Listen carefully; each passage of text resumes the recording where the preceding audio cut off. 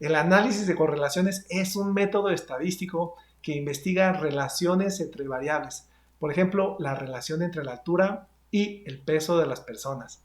Para determinar la magnitud y dirección de esas relaciones, comúnmente se hace uso de los coeficientes de correlación de Pearson, Kendall y Spearman. En este video explicaré cuándo podemos y debemos utilizar cada uno de estos métodos para explorar relaciones entre variables. Mi nombre es Octavio Gutiérrez y en este canal aprenderemos programación, inteligencia artificial y ciencia de datos. Gracias por acompañarme. Entre los coeficientes de correlación más utilizados muy probablemente se encuentre el coeficiente de correlación de Pearson, el coeficiente de correlación de Spearman y el coeficiente de correlación de Kendall.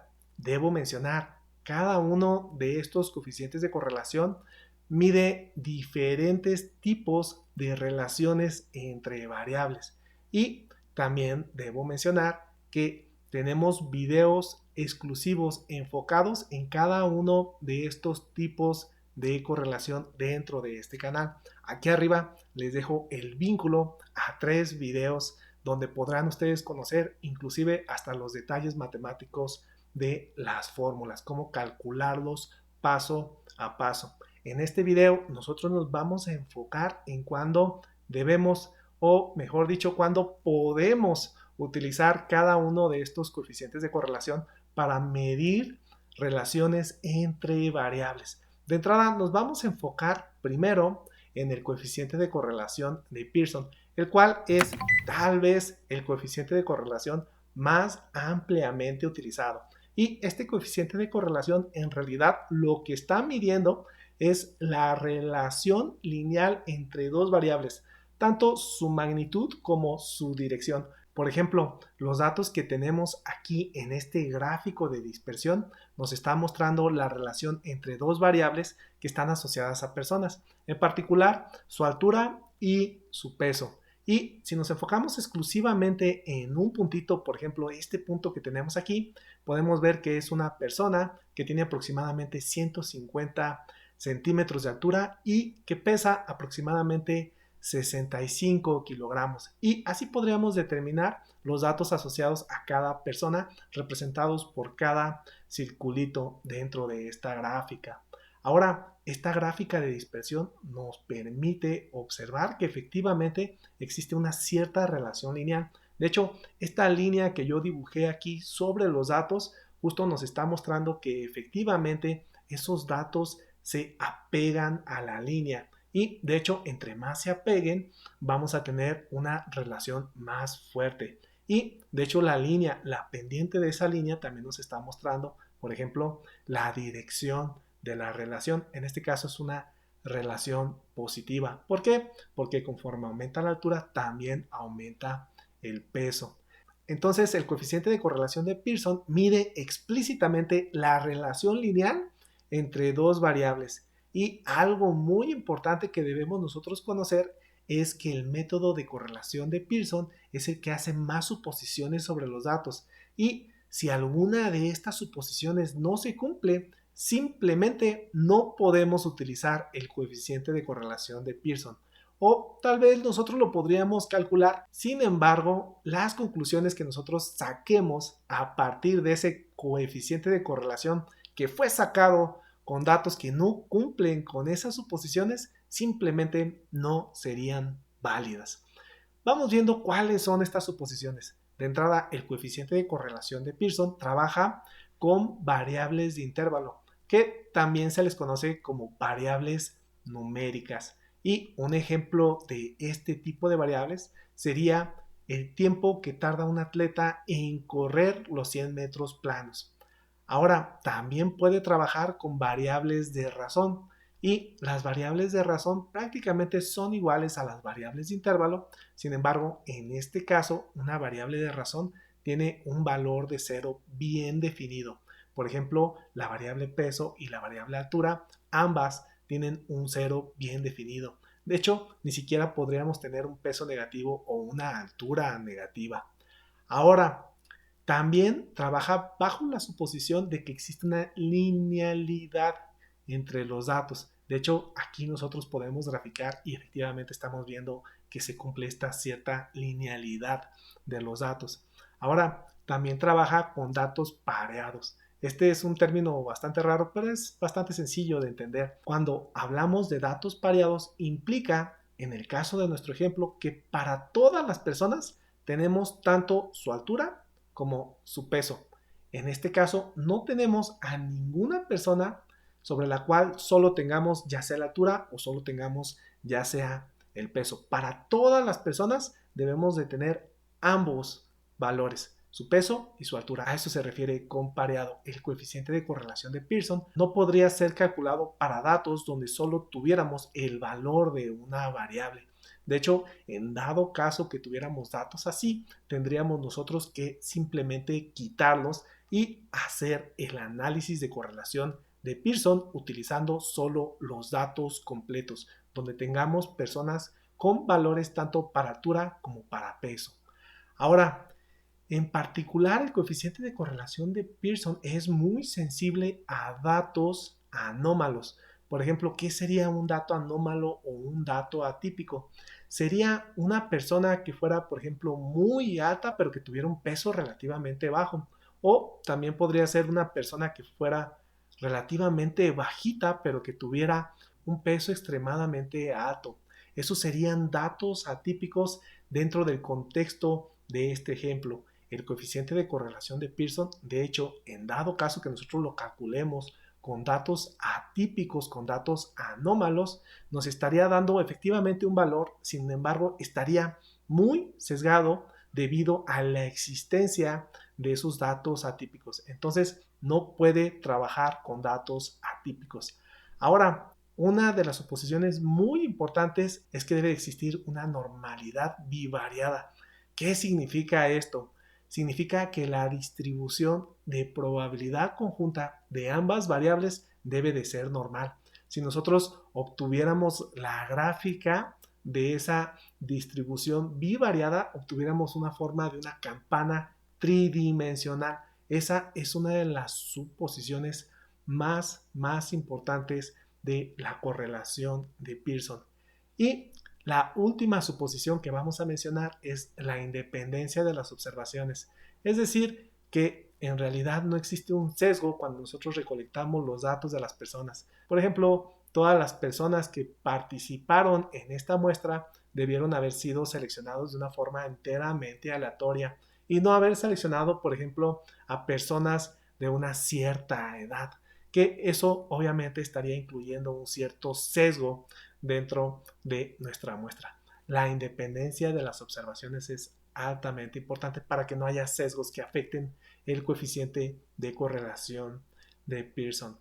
Ahora, si se cumplen todas estas suposiciones, entonces efectivamente nosotros podemos utilizar el coeficiente de correlación de Pearson para medir la magnitud y dirección de la relación lineal entre dos variables. Sin embargo, en muchas ocasiones alguna de estas suposiciones no se cumple y por tanto tenemos que utilizar otro tipo de coeficientes de correlación. Por ejemplo, el coeficiente de correlación de Spearman. Y este coeficiente de correlación no trabaja bajo la suposición de una distribución de los datos, lo cual lo hace más flexible. En particular, este tipo de coeficiente de correlación mide la dirección y la fuerza, pero no de una relación lineal, sino de una asociación monotónica entre dos variables. Y vamos a explicar qué es una asociación monotónica. En particular, imaginemos que tenemos aquí una gráfica que está mostrando la relación entre dos variables. Y acá tenemos otra gráfica que está mostrando la relación entre otras dos variables. Acá otra gráfica que está mostrando la relación entre dos variables. Y acá otra gráfica que está mostrando la relación entre otras dos variables. Tenemos cuatro gráficas.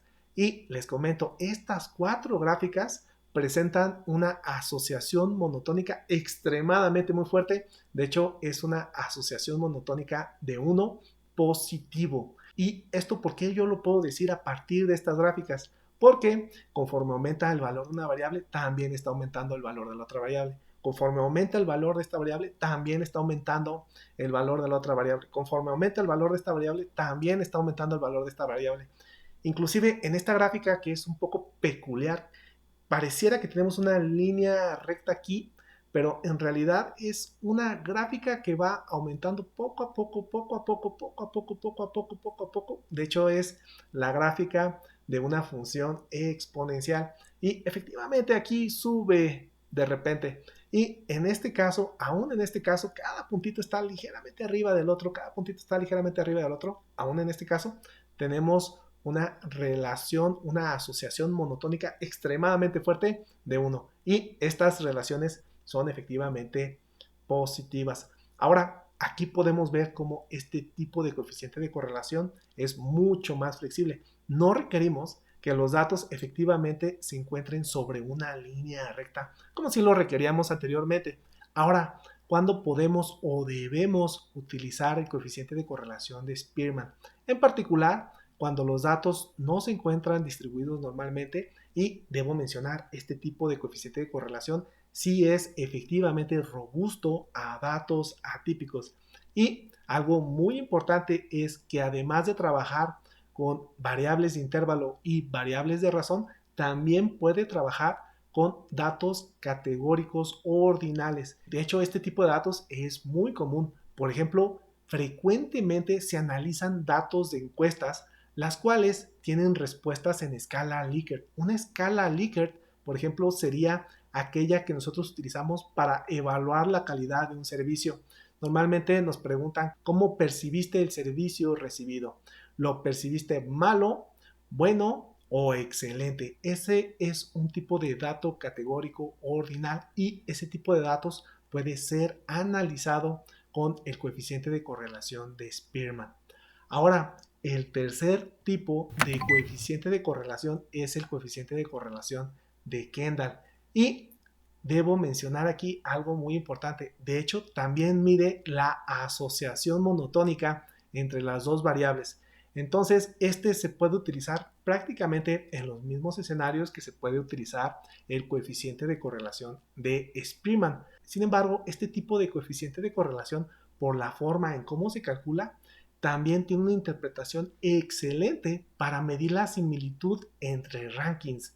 Esta, de hecho, es la aplicación principal del coeficiente de correlación de Kendall.